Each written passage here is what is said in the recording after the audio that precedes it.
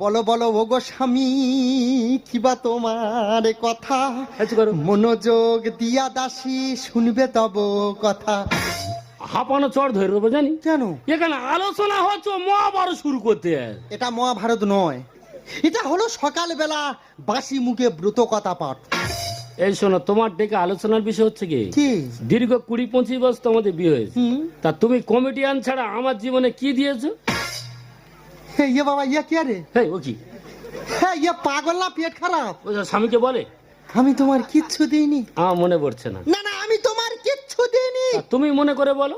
এই 20-25 বছর ধরে আমার এই জীবন যৌবন নিয়ে তুমি T20 ফুটবল খেলো নে। এ লজ্জাকের কিচ্ছু নেই। ও শালা ভাষা দেখো দিনি হে মনে নি সব বলে, মানে মানুষ খারাপ বলবে।